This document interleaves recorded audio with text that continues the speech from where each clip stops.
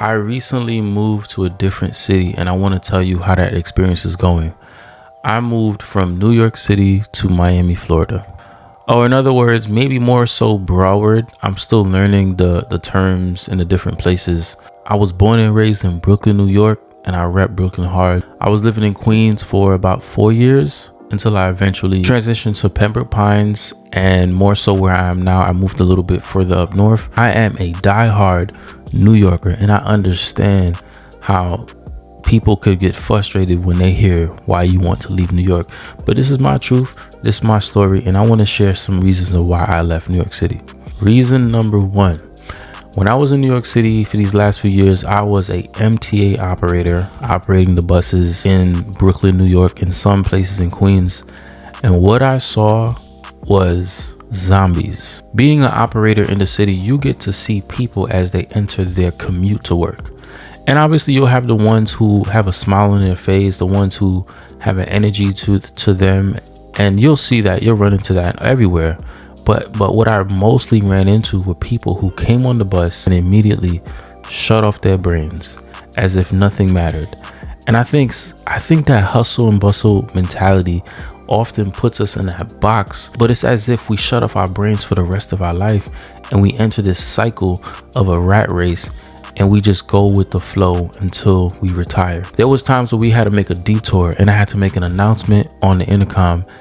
And I told him, this bus is now out of service. You got to get off at this stop. There's a bus behind me and I need you to catch that bus. I can't tell you the countless times people would be looking at me in the eyes. It's as if they're sleeping with their eyes open. They're so frozen in their commute, they can't even process there's a change happening. They would be looking at me as I'm yelling, this bus is now out of service. I need you to get off this bus so I can turn around. I need you guys to get on another bus. And it would be frustrating to have to deal with that on a daily basis because we know New York City has daily commute issues. We have delays, we have accidents, we have roadblocks. So there's always something like that going on. But what that allowed me to do is see myself in that environment. I wonder, was I also someone who just shut off my brain and went on my commute of life? Making a move to a different city woke me up. I got a chance to see different things, meet new people, and see different mindsets on how people think about things. And I think that was a benefit to my life. Reason number two, the relationship scene. I know you've heard about it. I know you've seen it. There has been reports online saying that New York City has ranked as one of the cities that might be difficult for you to find your spouse in or for you to date in. And me, to say my experience, I've had that issue. Nothing wrong with the people that I've met, because truth be told, your dating experience can be a reflection on who you are and who you attract. But one thing I noticed with the dating scene specifically to New York City is the women that I've come across are busy building an empire. I've had someone tell me literally, I am building a kingdom. Nothing is going to prevent me from building. I told the individual, that's great. That's amazing. When were you mandated to build an empire or build a kingdom alone? I would understand if she wants to build a foundation for herself and in her career so that when she meets the right person, that she has something to bring to that table. But I run into women who are building the empire and building the kingdom and just want a man to walk into it, but then expect the man to lead that kingdom. Chances are in that scenario, you're going to find a man who does not want to build if he's completely okay with walking into whatever you build and be content with that. Nothing wrong with the women, but I just feel like in New York, I understand because of the hustle and bustle culture, a lot of them tend to be very career and goal focused to the point where they're willing to postpone family. They're willing to postpone marriage and relationships in order to accomplish that goal. And I think for me, that just wasn't what I was looking for in my life at this time. Someone who is so focused on career that they're not ready to walk into a relationship that leads to marriage. That's reason number two. Reason number three of why I feel like New York City wasn't for me, the church scene wasn't doing it for me. There are like one or two churches in my community, which is the Haitian community, that I feel like were doing something important that I wanted to be a part of. But other than that, I didn't really feel connected to the church scene, the church space as a musician in church. We all know New York City as being a place that gets very cold, but in my opinion, the churches that I was attending seemed to be cold in spirit. They seem to be cold in their approach on how to engage the next generation. I just felt like something was missing. I fell into a mindset of becoming just a gigger, going from church to church to church just to play for money, because I couldn't find a church home or find a church with a vision that I could see myself being a part of for the future. Kudos to the churches that are there and that are flourishing. Reason number 4 of why I left New York City. As an aspiring entrepreneur and business person, I'm the author of The Purpose Equation and the owner of the Christian clothing brand Saint Department.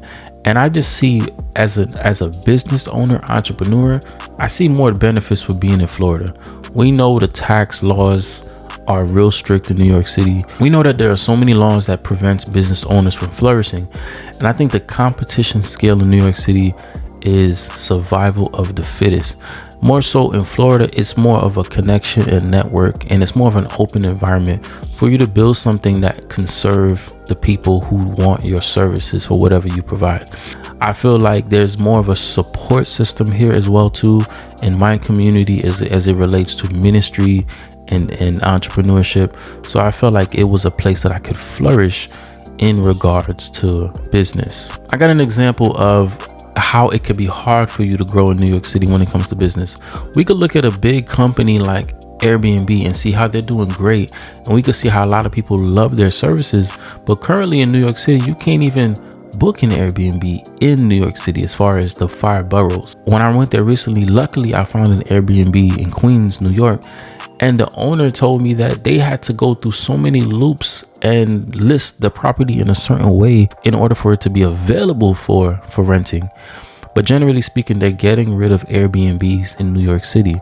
So if a company like Airbnb could get kicked out of a city, could you imagine what it could do to a small business owner or an aspiring entrepreneur?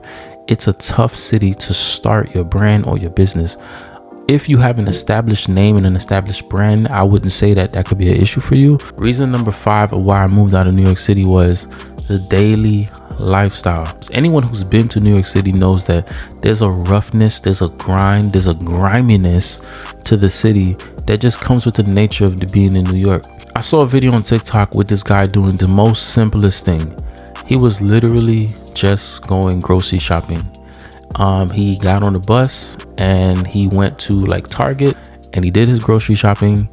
And in the comments, as I look through the comments, I see people feeling sorry for the guy. I see people saying, wow, it's so rough. Wow, it's so grimy. Wow, I couldn't imagine myself living there. But for him, I understand where he's coming from as far as that's his normal environment. And when you're in that environment and that's all you don't know what to compare it to. And when I saw this video, I was like, wow, I don't think that I can ever go back to that type of environment doing grocery shopping in that way. Now, that's not the case for everyone. He was in the Bronx, which is a little bit more grimier than other places. There are so many people bringing carriages and carts on the buses as they do grocery store shopping, a full cart of groceries, and they're trying to get on the bus. And it's so common. I've seen it on a daily basis.